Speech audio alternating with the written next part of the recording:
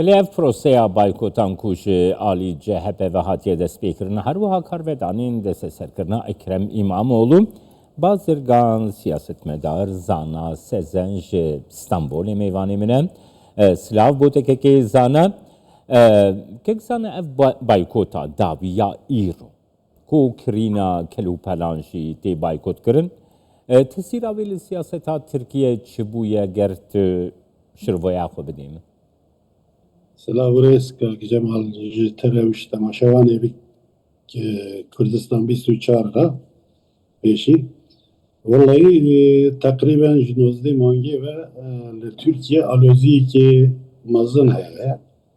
Piştî girtina Ekrem İmamoğlu ya rastî hem mîtingê opozisyonê û niha jî boykota ku li ser kelûpelan û li ser marka dimeşe û îro jî ya rastî bi temamî hema molan, bazaran gelek kes beşdarê vê boykotê bû ve jimarekî mezin boykot ya rastî çû ev serî ve ama ez weka Kurdekî navbera iktidar û opozisyonê de lazim e Kurd nebin payendê vê îşê.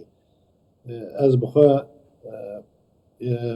her mafekê demokratîk be jî boykot û mafekê civakê be jî em weka Kurd daxilê vê boykotê dabin û piştevanê vê boykotê nînin em bixwe. Ama boykot bi am li bazarê ji bo opozisyonê mafekê demokratîk e hikûmet jî bertekekê gelek tund nîşan dide ji bo ku dozger dawên li ser van vekin ê ku pêşniyar dane li ser wan dawa vekirine û pêşerojê de wê çi bibe çi bi qewme nayê zanîn. Weka mafekê demokratîk ye boykot li hemberî wî wê çi yasa bi kar bînin ji insana re jî ew jî nediyar e.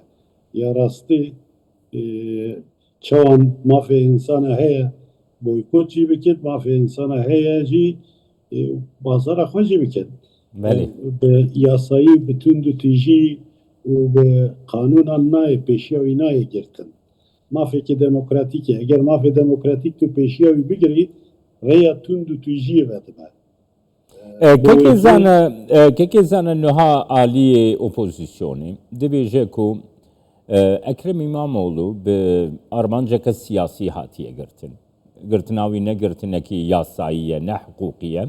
Ji aliyê xwe ve hikûmet û hevpeymanê hikûmetê dibêjin ku di destê wa de belge hene û dadgehê vekiriye ev yani proseyeke hiqûqî ye.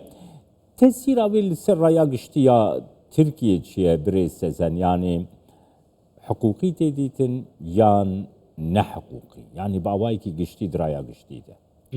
Rastî vêga mirov bêje heta mirov fenekre îddianameya sawcî mirov nizane hiqûqî ye an ne hiqûqî ye. Mirov fenekre û mirov bêje hiqûqî ye an ne hiqûqî ye tiştekê ne rast e. Belkî ew tiştekî ku dozger gotibe belkî hinek tiştê wî rast be. Yani ama meselên wa da hinekî jî siyasî ye ya rastî. Biçekî jî siyaset jî heye tesîra wî li serî heye ama bi temamî bê hiqûq e û bê ew kê jî mirov nikare bêje. Lazim e mirov fekrê dosya wî ka li ser wî çi eşkere bûne, çi delîl hene, delîlê wan bi çiqa berçavin an ne berçavin mirov wan bibîne li ser dosyayê jî vêga veşartin heye. Yani tu nikarî kesekî bi şeynê fekrê dosyayê û malûmat ji nava dosyayê wergire. Heta savcî wan ew ka hazir bike wan delîl û wan pêşniyarê xwe bixe dosyayê û dosya vebe wê wî çaxê diyar be ka rastî jî hukukî ye an siyasî ye anjی دلیل او برتکی که نشان دانه برتکی والانه نوان والانه بله. و لهنبری ویجی محامی اکرم İmamoğlu belge خو نشان تکی زانه تو زانه مثلا گاوا گوز وی پروسه دشوپینم نها جالیه کی به مثلا جالیه حکومتی و yani ev berteken gotine nişandın vakite goti ev protestoyu gotine nişandın ve protestoyu ne hukuki li kalem dixin. Lej aliye muhalefet edici mesela tu dibini aliye muhalefeti yek radibi binavi Mansur Yavaş de xopêşandanekê de mesela tiştê ne mirovane tiştê ne hukuki û ne terbiyeyî ne ahlakî beramberî ala Kurdistanê dibêje. Mesela di xopêşandanên CHP'de vêneyê rehmetî Şeyh Saîd Efendî darvekirina wî tê xwestin. Yani ev hukuki ev tiştê got CHP di xopêşandanên xwe de dike? Ne hukukiye ve ne insaniye ve ya rastî milletê Kurd gelek pê êşaya jî û lazim e Kurd ji wan xwepêşandana dûr bin. Çünkü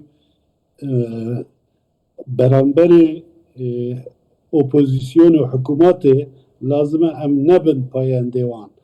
Çünkü tu diyarê ku ev birader jî dijî Kurdaş qet mesela wan ne demokrasiye û mesela wan ne mafe. Eger mesela wan demokrasî maf bûra ala Kurdistan ala ya pîroz e ala milleteke lazim e hermet jê re bigirtena yekem Mansur Yavaş ve bê hermetiyê nekira.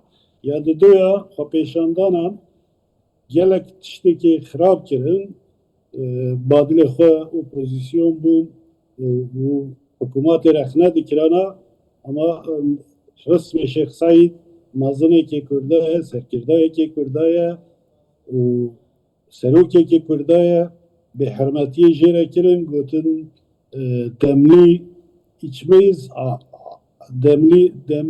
demli sevmeyiz, asmalı severiz. Sallamalı severiz. Yani ji bo ku dardekirina Şeyh Saîd bir anîn galta bi Kurda kirin. Bo wekî Kurd weka berê bila ew nebin payendê opozisyonê navbera İslamiya û ergenekonciya da ku ji bo hikûmetê ji bo desthilatê bi hev re gengeşî dikin lazim e payendê wê îşê nebin. Ya rastî Kurd lazim e ne daxilê boykotê bibin ne daxilê xwepêşandana bibin.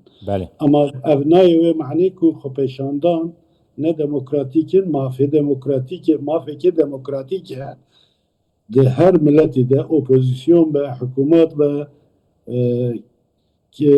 herkî kesayetiyekî be mafê wê heye li hemberî hikûmetê opozisyonê mafê xwe biparêze û mafê xwe demokratîk bînê cî xwepêşandanekê bike ya jî protestoyekê bike. Ama ev protesto îşê me Kurdanî ne ya rastî. Teklîtiya wî pêwendiyê wî me Kurda ve nîne. Hiç mesela Kurda mesela welateke mesela zimaneke mesela yani kavmeke hebûn nebûna me ye ême mesela me devletê re hikûmetê re nîne em ji bo opozîsyon jî bê hikûmeta niha jî bê mesela me lazim e em weka Kurd çavdêr bin weka Kurd mêze bikin ne weka demokratîkê Türk mesela demokrasiyê bibînin. Mesela nasname mesela coğrafyaya bu wekî danûstandinê me û dîtinê me lazim e di vê hêlê de be ama girtina wan xwendevanan û îşkencekirina wan jî ne demokratîk e lazim e hikûmet jî hinekî realîst be reaksiyonê xwe bi tund û tîjî nîşan nede û lazim e êku protesto jî dikin li hemberî xelkê û li hemberî marka tund û tîjî nekin. Yani çawan mafê wan ê demokratîk heye ku protesto bikin ama mafê wan marka jî heye ku xwe بپاجرینن انسان لور دخوتن بله انسان لور شول تکنو انسان لور نان تخنو او مارکجی خویوان هم ولاتیوانن yani. بله لازم gelek spas Mahvevan ki zana sezen je Gelek İstanbul'e geldi. Spurs